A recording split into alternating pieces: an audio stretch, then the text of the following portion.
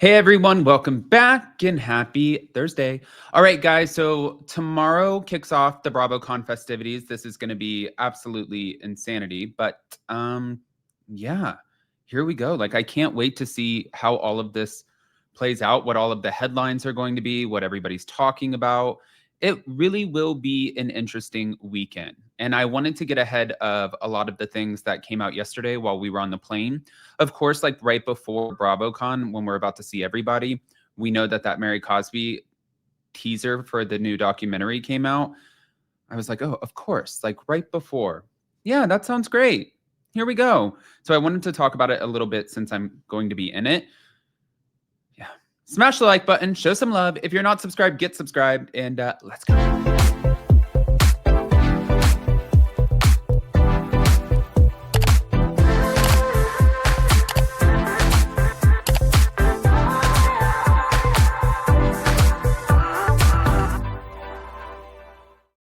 Okay, guys, so where do I begin? Let's just go straight into the documentary in case you guys missed it. Mary Cosby, this documentary is coming out, and it's going to be a three-part documentary titled The Cult of the Real Housewife. It's set to premiere January 1st on TLC.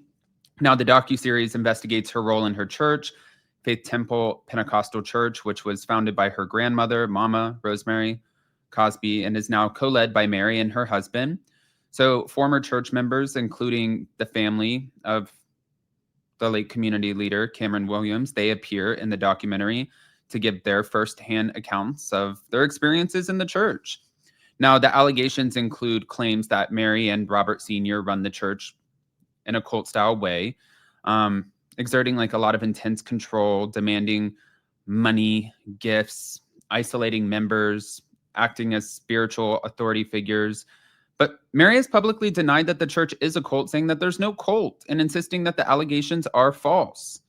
So the article does emphasize that this new documentary will bring much of the background, like with the church inheritance, the marriage, financial controversies, into the open for like a wider audience. They did a documentary on Erica Jane and Tom Girardi. They did a documentary on Jen Shaw.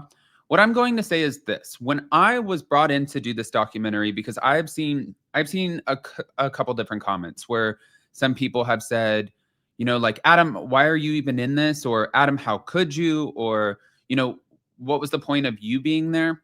When I was asked to partake in the documentary, it was because I was really like the only person that they could find outside of the family that had contact with Mary's mom. If you guys don't remember, I sat down with Mary's mother and her stepfather. It was really interesting. That interview's on my YouTube channel. I'm seeing it now pop back up and comments coming back out from it. It was an interesting interview. It was a wild interview. I had to cut a lot from that interview, to be honest with you, because of things that were said. And I just felt like it wasn't appropriate at that time. But I think that the whole idea behind it, from the production crew who was putting this interview or the documentary together, I think they were like, okay, well, you did that interview, you sat there, you had these conversations, so we want your perspective. That's all I offered. I don't know anything about the inside of Mary's church. I've never been to Mary's church. I know what family members have said. I've interviewed Dan Cosby. It's just, it will be wild to hear what the family members and also former members of the congregation have to say. Clearly, they're sharing their truths, and it sounds like Mary has a different truth. I didn't realize it was going to be a three-part documentary. This one will be one for the books. We'll say that. So January 1st. Now, on top of that, Mary also opened up about her son's arrest and called out Brittany for an off-camera moment.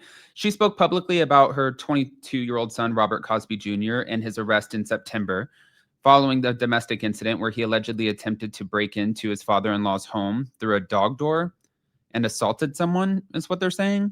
But she described the arrest as a blessing in disguise, saying, although it was devastating, she believes it forced him to confront his path and that change needed to happen. That's a good way. Listen, sometimes in order to implement change into your life, things do need to happen. Like sometimes people do have to hit rock bottom.